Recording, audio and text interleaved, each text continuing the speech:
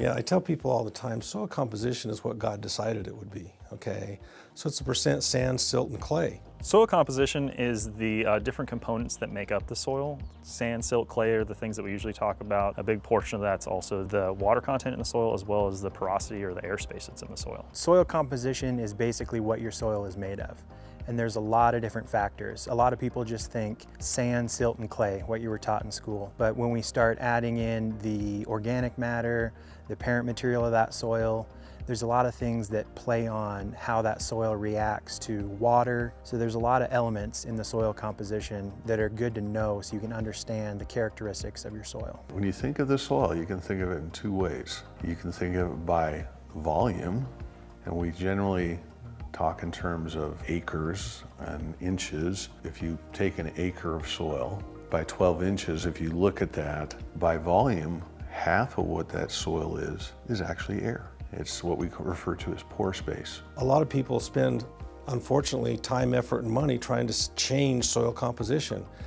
It's much cheaper to sell the land and go find the soil composition you want than it is to try to change the soil composition. It's the percent sand, silt, and clay.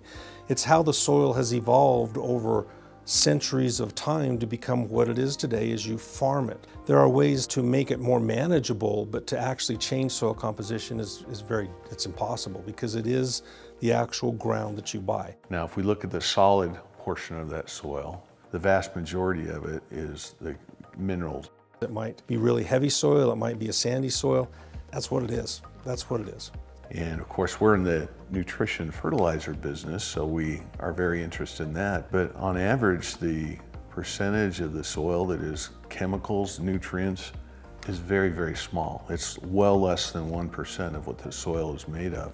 The percentage of the nutrients in the soil that are actually in a form available to the plant are a very, very small fraction, less than 0.1% of what the soil is made of. So soil structure then is the way those particles, sand, silt, and clay, interact to form water channels, air channels in the soil. That's actual soil structure. For me, soil structure is, I think of that like tilt, the way, the friability of the soil, the way water moves through the soil, and the roots, whether you have hard pan or how light a soil is it sandy, does it have a clay layer?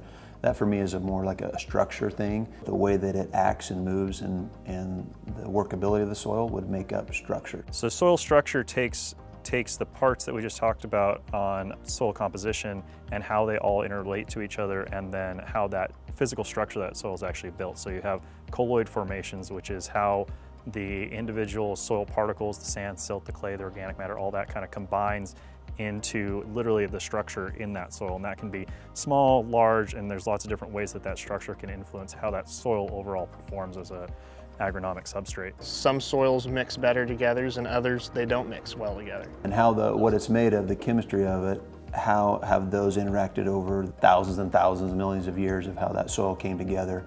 And now we can work with that soil composition, what we have, and can we make it in a way that it's more usable and the ability to have crops thrive instead of struggle with them year in and year out. And you can have an effect on that. Organic matter is a big chemical constituent that helps improve soil structure, helps make it so that it's more agronomically acceptable. Again, that is within limits, okay? If you have a soil that is extremely poor in structure, there's not enough money that you can get to improve that too much. But if you have a reasonably agronomically sound soil, you can, by improving organic matter, proper tillage methods, reducing compaction, you can improve soil structure over time. Soil structure, more importantly, what is good soil structure?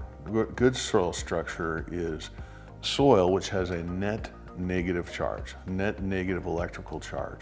It is flocculated or held together by key cations, and cations are elements with a positive charge. And so to the extent of the chemical makeup, that soil allows for an attraction of these negative electrical particles, which enables the proper ratio of airspace, which enables oxygen to enter in the soil, water to move properly. So good soil structure is one in where air, water, and those relationships are optimum for root growth, for biology, for a plant to be able to thrive in that soil.